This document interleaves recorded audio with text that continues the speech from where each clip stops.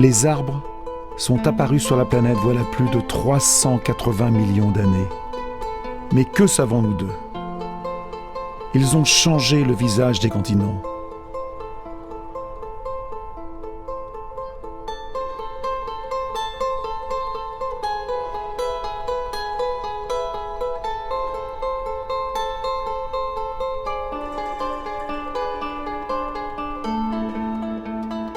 De la roche aride, ils ont fait les terres fertiles que nous connaissons aujourd'hui. Sans se déplacer, l'arbre se nourrit de ce qu'il trouve sur place. Pour vivre et pousser, il absorbe le carbone de l'air, l'eau et l'énergie de la lumière. Il prend sa matière du ciel et en fabrique des feuilles, des branches, des troncs. Il rejette aussi en abondance ce qui a permis l'épanouissement de la diversité de la vie, l'oxygène.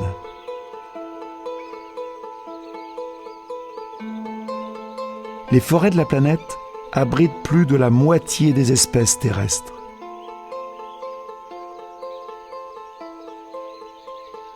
Chaque année, nous découvrons des insectes, des plantes, des gènes inconnus. Une vie dont nous ne soupçonnions pas l'existence.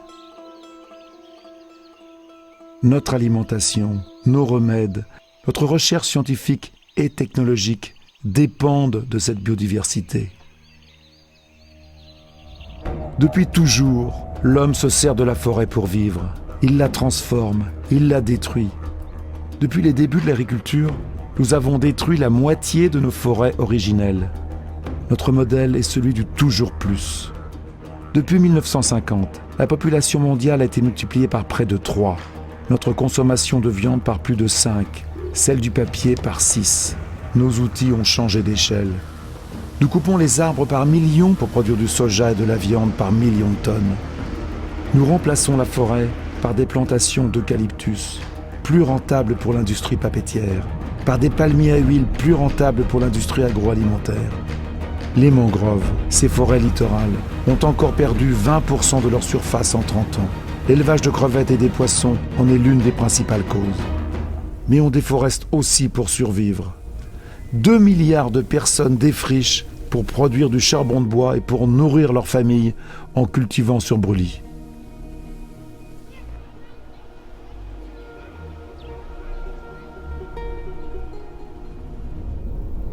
En 60 ans, nous avons dégradé la planète plus rapidement que pendant toute l'histoire de l'humanité. Lorsque les forêts disparaissent, les animaux ne sont pas les seuls menacés. On détruit l'essentiel pour produire le superflu.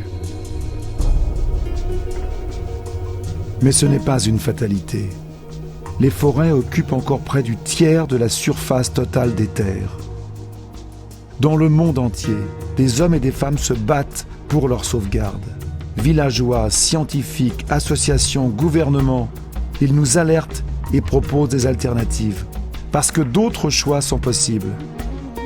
Parce qu'en comprenant, en éduquant, en informant, nous découvrons que la forêt peut continuer à nous faire vivre si on la regarde autrement.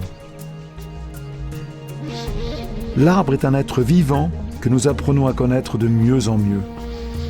La moitié de nos médicaments viennent du végétal. Si ces plantes nous apportent les remèdes qui nous guérissent, c'est parce que notre corps sait les reconnaître. Nos cellules parlent le même langage. Nous sommes de la même famille. Les végétaux s'alertent de la présence des parasites et des prédateurs. Sous la terre, les racines forment autant de matière que nous envoyons en surface. Elles créent des réseaux, échangent des signaux électriques, chimiques, organisent des coopérations. Il nous reste tant à découvrir sur l'intelligence du végétal.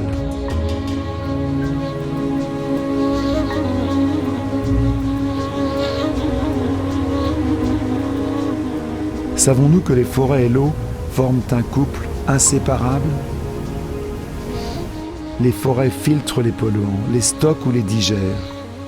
Elles sont comme des éponges qui absorbent l'eau pendant les inondations et la restituent en période de sécheresse. Les forêts sont les mères des pluies. Les arbres transpirent et l'eau absorbée par leurs racines est rejetée sous forme de vapeur d'eau. Ils produisent aussi des substances qui ensemencent les nuages et la vapeur se transforme en eau qui coule et qui abreuve.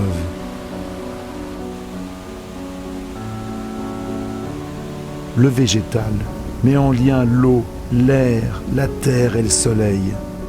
Il est la pierre angulaire de tout le système vivant dont nous dépendons tous aujourd'hui. Les forêts sont les gardiennes du climat. Elles stockent plus de carbone que n'en contient toute l'atmosphère de la Terre. 300 millions de personnes habitent les forêts du monde. 1,6 milliard, soit près d'un humain sur 4, en dépendent directement pour leur vie quotidienne. Et 7 milliards, c'est-à-dire nous tous, pour l'ensemble des services que la forêt nous rend. Elle fabrique la nourriture que nous mangeons, l'eau que nous buvons, l'air que nous respirons, les médicaments qui nous soignent.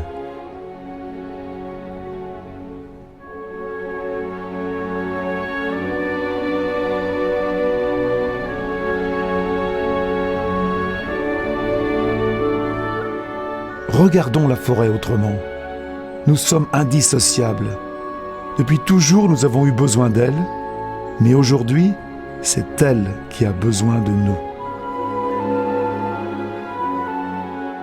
Vivons debout comme un grand arbre et fraternellement comme une forêt.